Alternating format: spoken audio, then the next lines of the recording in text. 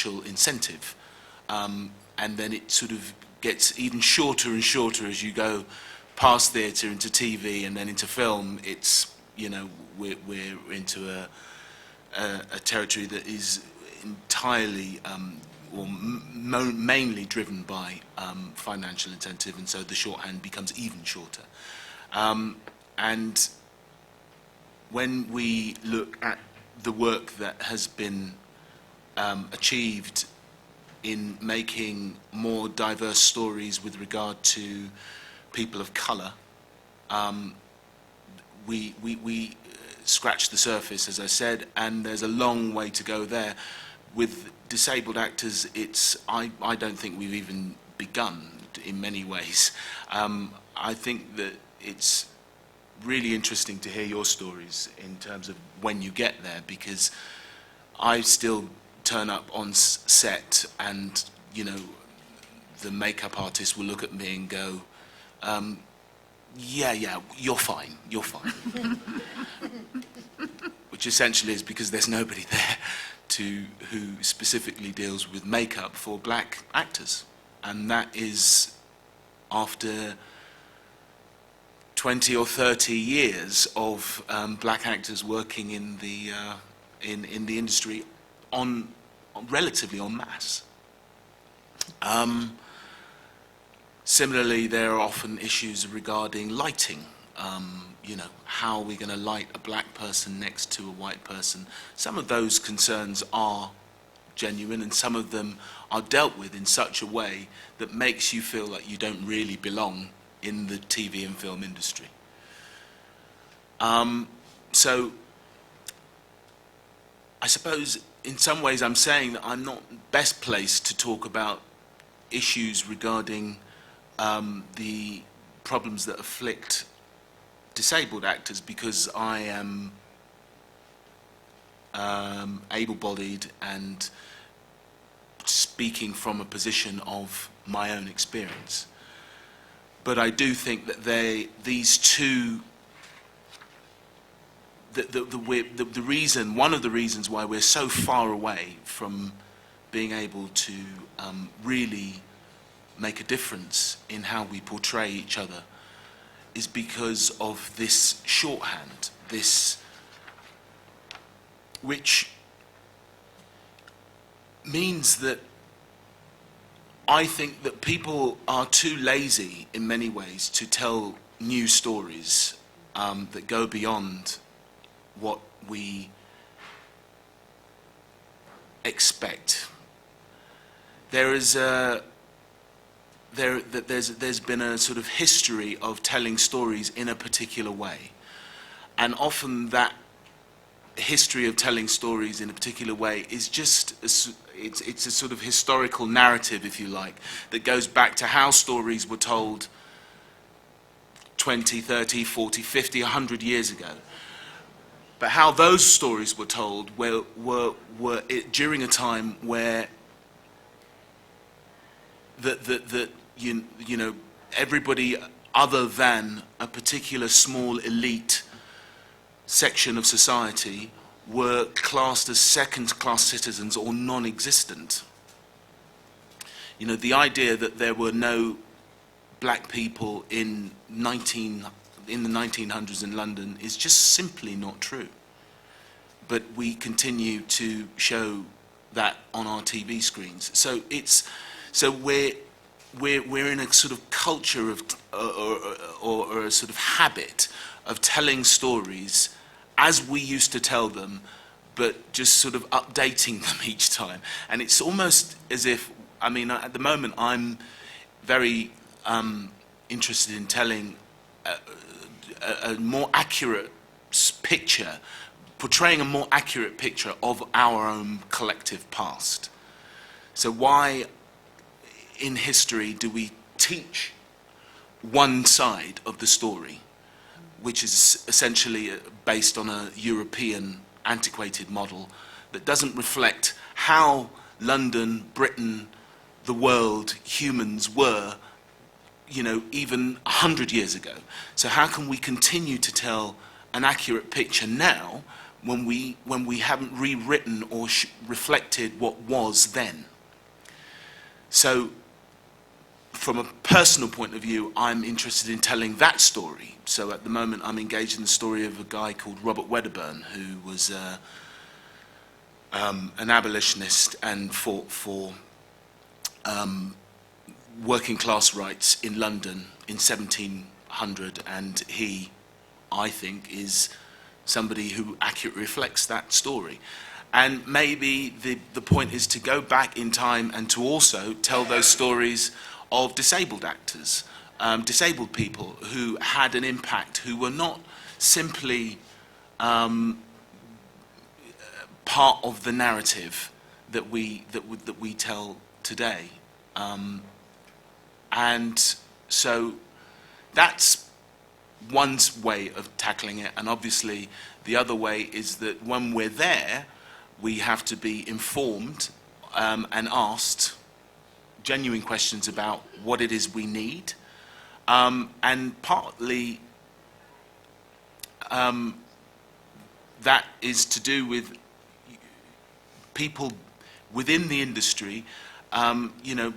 Whether it comes down to quotas, I don't know what it is, but we need to change the makeup of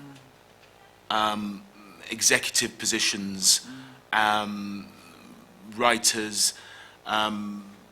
We need to put people of diverse backgrounds who don't fit the mainstream norm, which is what, or white, because anything outside of that is counterculture and is something else.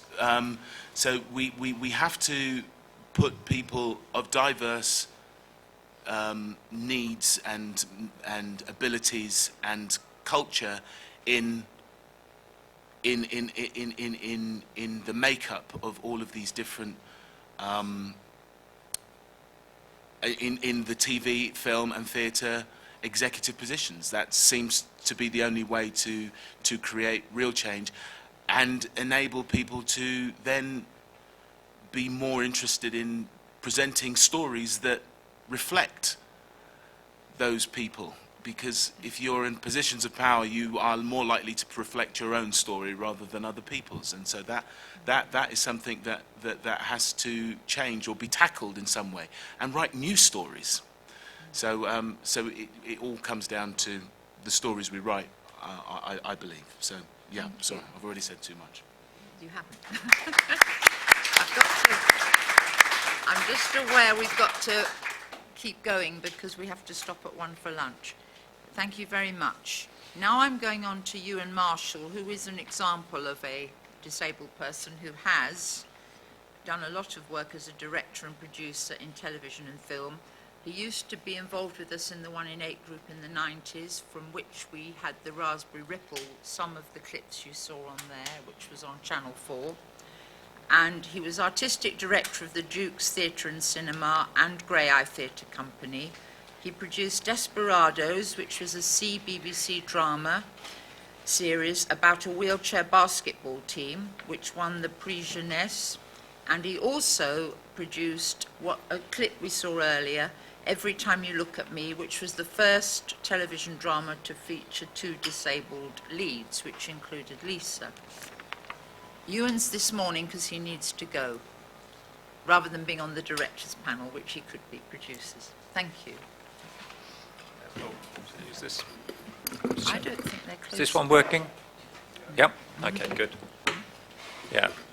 It's a long time since I've done any acting, and I'm not a very good actor. I'm a producer and was going to be on the producers panel, but I have a funeral to go to this afternoon. So I'll be quick. I've already got a sign saying, "Wind up, please," heading my way, so I'll try to be quick. It's not for you. Okay. That's for later. I was a producer. There was a clip of Every Time You Look at Me with Lisa Hammond and Matt Fraser in, and I was a producer on that. And just going back a little, that was done 2003, I think it was on, or maybe we filmed it in 2002. And the genesis of that project, and I was fairly new in television, working for a factual program, a magazine program called From the Edge, which did it filmed issues concerning disabled people. And I joined it and it was axed within about 2 months. So they were the BBC was wondering, what can they do? So they decided to have a disability season, and all these things were coming in, including, a good drama, a film called Flesh and Blood, that was going to be part of the disability season, which was about an able-bodied character played by Christopher Eccleston, who found his dad, who was a man with learning disabilities. I worked on that as an assistant producer. They did all the man with learning disabilities was played by a man with learning disabilities. It involved other actors with learning disabilities, but I was kind of furious about it because I was going, why is this part of a disability season? I think, why aren't we the kind of leads or something? And there was an opportunity to do some. I got a bit of money to make some short films, and we had a very simple premise.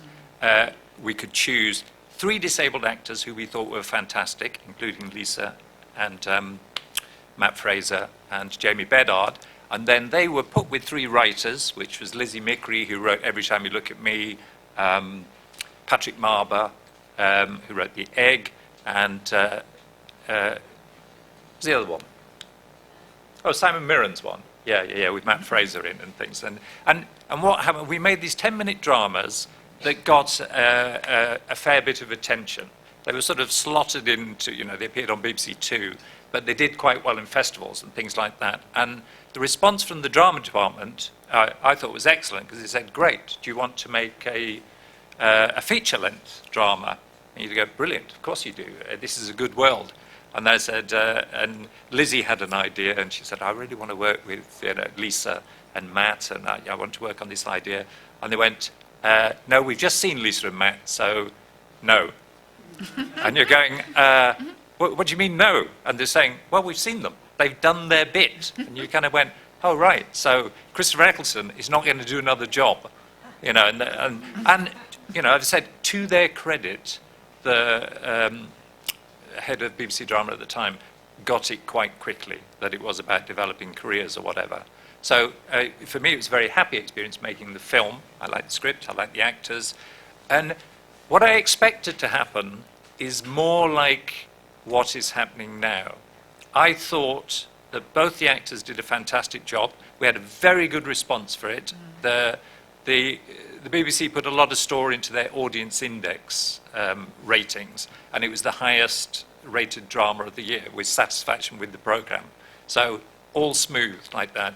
But to me it seemed, and Lisa might want to talk about it, and Matt, I thought immediately they would be getting lots more offers to work on other programmes, and there just seemed to be this vacuum that just occurred. And it's like, you've done your bit, and that really is it. So thinking about, because I've often sort of talked about at events like this over the years, and the sort of then and now. Sometimes it is like Groundhog Day, but you will cling on to things that are very good. It's very significant that Lisa is in EastEnders, playing a character that wasn't written as a disabled character. Same for Liz in Silent Witness. And I'm not a massive fan of Silent Witness. I just haven't seen it that much. But I certainly watched, I think, the first episode with Liz in, who I am a fan of. And it was such pleasure to see how good her performance was. And just to see immediately, and you just think, this is somebody, an actress who's been denied so many opportunities, and, training comes through various informal routes. Were you involved with the Grey Eye training program? Is that where we first met? Yeah. So, and all these things pieced together, and to have such a good performance when you've just been denied all the standard ways of training as an actor. It's very significant that Cheryl Lee Houston is in Coronation Street. That people, it's important, these programs are watched by lots of people, and they're the role models that should be there and continuing. Say something, I am watching the clips, I am less outraged now at watching able-bodied actors playing disabled roles. And I'm not quite sure whether I've just given up being outraged about it out of a kind of apathy, or I just think that's not the real battle now. Because to me, the real battle is about just seeing disabled people in everything, just in the same way as it is in society, that, you know, you're playing roles on drama, you're in our screens. Theatre is actually even worse. It's so rare that I go to a theatre and see a disabled person as part of the performance, apart from companies that are really working like that. There are a few exceptions to it, but really not enough. And I was involved in something recently that I regret, which was an initiative called The Company at the BBC, which was just picking 6 very good disabled actors who would be guaranteed to have 2 parts over a 12-month period. And it seemed very easy. Everyone signs up, all the other producers and thinks, yeah, that's fine. It failed miserably. And I think